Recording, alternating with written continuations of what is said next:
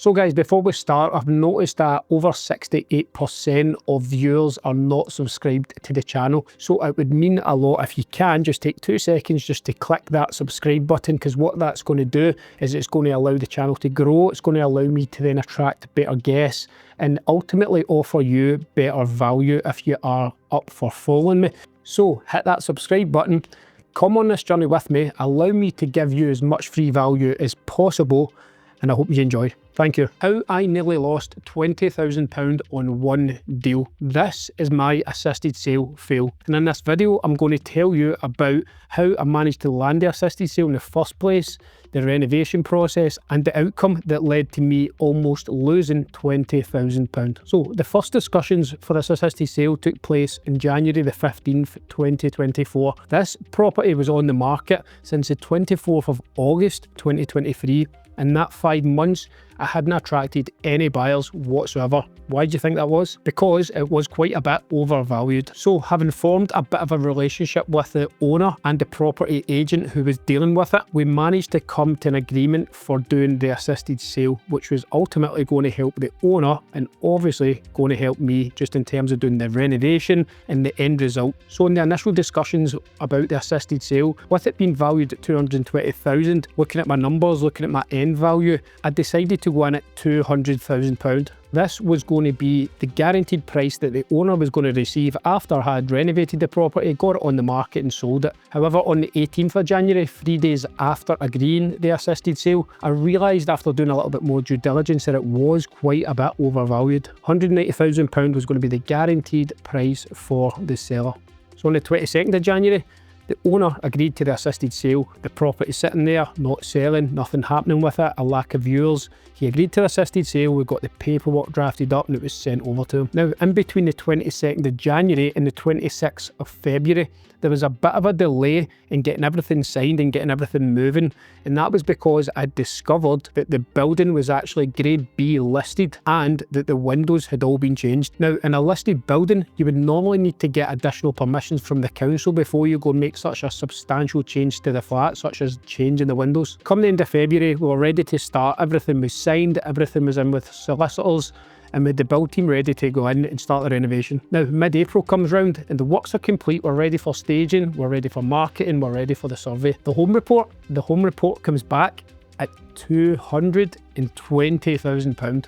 The £220,000 is what the property was valued at before I had spent £20,000 on the renovation. Now, naturally, I'm raging. I'm speaking to the surveyor, I'm speaking to the agent. I've just spent £20,000 on the property. It came in at the same value, but it just highlighted my due diligence at the start. It highlighted that I was right about the values, but I was taking an educated gamble on this one. I was hoping to push that home report a little bit more, do a really nice finish, but the plan was kind of unfolding at this point. So after some discussions with the agent and the surveyor, we managed to get the home report up to £240,000. This is where I wanted it to be. This was part of the master plan. So the end of April, the property finally goes live on the market. Initially, the viewings were coming in, there was a little bit of excitement, some feedback was pretty good, but just nobody willing to actually put an offer in, or even a note of interest. So the full of May had came and went. We were into now the 3rd of June at this point, and I'd sent a message to the owner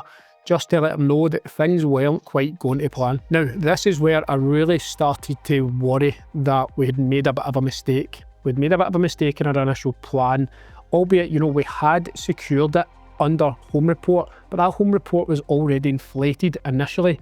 Now, the plan was, the educated gamble was, as I say, to get that home report pushed to £240,000. And then it would give us plenty of profit in there if somebody seen the standard, the condition, liked the area. All we needed was one buyer to buy it, but we just weren't getting any buyers at all. 24th of June came and I sent a text message to the owner. I had to let him know that we're really struggling to get the buyer that we wanted. The next day we had one final viewer in, the 25th of June 2024. And the feedback they gave us was damning. You know, the close was a mess, the garden area was a mess, the condition of the refurb wasn't good. And then on the 1st of July, I decided to approach the seller and just actually let him know about all the negative feedback. It wasn't so much about the renovation as such. I'd spent £20,000 on the renovation. It was nice enough. It was more the close, the garden area, the grounds, just the general keeping of all the sort of communal areas. It was really, really putting people off. And don't forget as well, the price. The price was up at £240,000. So on the 9th of July, with absolutely no luck getting any sort of buyer, I decided a new plan. It was plan B. It was a plan I didn't really plan on ever doing, and something I never really want to do again, if I'm being totally honest. And that was to renegotiate with the owner to get him to accept £180,000 down from £190,000. What I was also going to do then was I was going to approach the surveyor and get him to reduce the home report. Something I've never ever had to do in my life is ask a surveyor to reduce a home report. It's normally asking them to give us a little bit extra on the home report, but that was just a move that I felt was required at that time. We had to generate more interest, we had to reduce the price on Rightmove to bump the listing back up, and we had to get the viewers to actually see that the home report was £220,000, because when they see that, they're more inclined then to get through the door for a viewing, rather than seeing a price that they just feel is too high. 20 days later, on the 29th of July, I finally got an offer, £12,500 below the new home report value. On the 29th of July, we've accepted the offer, the property goes into legals, and everything starts to move. Now, at the start of August, I receive a phone call from our solicitor. I'm coming out of the gym. The first thing she says is, "David, are you sitting down?" She then goes on to tell me that the owner of the property is unfortunately going bankrupt. Now, this is obviously a massive shock. I've got a number of questions at that time. I don't really know what's happening. What does this mean? It's the first time I've ever experienced it. However, ultimately what it means is the trustees are now going to come in and take over this sale, and that means my money's totally up in the air. At that time, I didn't know if I was going to get it back, if I was going to make any sort of profit.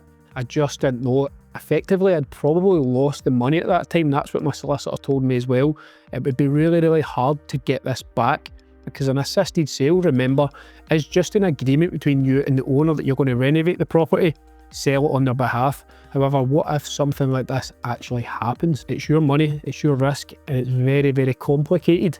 And it's been a very, very complicated process, as I'm about to explain. So all the way through from the start of August to the end of September, the 30th of September, we actually all sit down and we decide, like, what is going on here, because there's been absolutely no communication whatsoever, and we don't know if the buyer's going to be able to go on and purchase this property. We don't know if I'm going to get money, the solicitor's going to be paid, the agent's going to be paid. None of this was clear come the end of September. However, luckily, the buyer did decide to continue the purchase. They wanted the property that much, they wanted the area, they wanted it close to family, so they decided they were going to continue down the path of trying to purchase the property, and we were going to try and get some information from the trustees. Fast forward to the 26th of November, we're now told that the trustees have agreed to sell it to our buyer, which was the first bit of positive news we'd received in months. In November rolls into December, rolls into the new year, January 2025, and we're still unsure what's actually going on. The buyer's still committed to buying, but now we're told that the buyer's mortgage offer is about to expire. So it was a great New Year present. The buyer's offer is now about to expire. We don't know what's happening with the trustees. We don't know when the sale's going to complete. Everything's totally up in the air. However, on the 14th of January, we're given some good news. The property is going to complete on the 24th of January. That's only a matter of days before the mortgage expiry. The 24th of January comes, we're all waiting on it completing. Nope.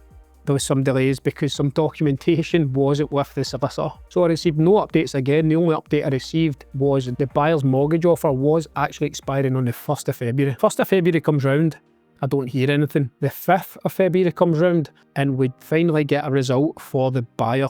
The property is complete and the buyer can now pick up the keys. So this was obviously a really, really good result. Delighted to get that buyer in, because the big risk here was if that buyer did decide to withdraw, they would have literally repossessed the property, and I definitely wouldn't have got any money whatsoever. I would have lost my £20,000. So me thinking the property's complete, everything's moving, everybody's going to get paid out, I was totally wrong, and my solicitor told me this. She said to me, don't hold your breath, this will take months for you to get your money if you even do get it. The 24th of February comes round, the agent and myself have been constantly in touch, trying to figure out what's going on, trying to figure out where the money's going to be coming. 24th of February, the agent is actually paid. I'm not paid.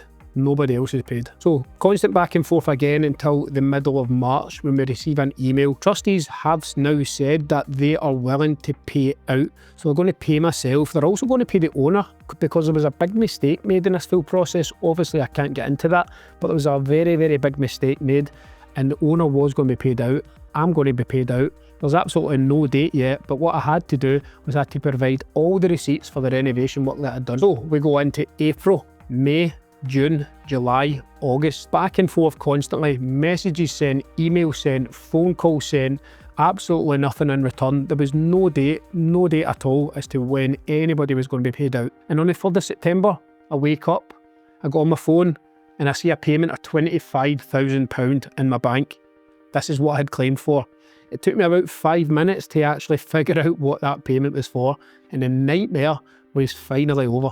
20 months after the agreement was signed, 14 months after getting a buyer, and 7 months after completing, I finally had my money back with a little bit of profit. So that is my assisted sale fail. As I say, they're a great strategy because you're not paying the ADS. You can get in and out quicker, you can get them turned around, get them on the market, and you can make some really good ROI. Literally 100% ROI is not uncommon at all in assisted sales because you're only really spending on the refurb, agency fees and a couple other fees in there, but they're really profitable. You really need to watch out. You need to watch out for assisted sales because people won't tell you about the pitfalls, as I mentioned. Now, this isn't the first one I nearly got caught out with. My second ever project almost got caught out with the owner was going homeless. Now, that's a full other story in itself, but you need to be careful with homelessness, bankruptcy. What if they go to jail? What if they pass away? You know, there's probably other things in there that I've not even mentioned that can really affect your agreement and can affect your money as well. So imagine that's one of your first ever projects, you've got an assisted sale and something like that happens. You need to think about this, really think about it before you enter one. And it's really made me think a lot more about assisted sales, a lot more about who I'm dealing with in assisted sales, doing a little bit more due diligence on the actual person as well. But really, assisted sales are all about trust. A bit of paper, even if you've got a standard security on it for X amount, a bit of paper won't stop you from a human being being a human being. It won't stop you from somebody doing something daft and ending up in jail. It won't stop you from them not telling you that they're about to go bankrupt and they're trying to push this through quickly using yourself. It's always you at risk because they're a phenomenal strategy for the owner. You can always get them more in assisted sale as well than you can actually buying it. So a really great strategy, but yeah, you just need to be very careful. This is property. Property comes with risks. Every single type of investing comes with risks. This is just one of the more riskier strategies. But never give up, never stop chasing. You'll always get that result in the end if you really push. I'm a true believer in that. But this has been my assisted sale fail. I hope it's helped you. Hope you've enjoyed the content, and if you have, if you can click subscribe, really appreciate it. And I'll see you in the next video. Thank you.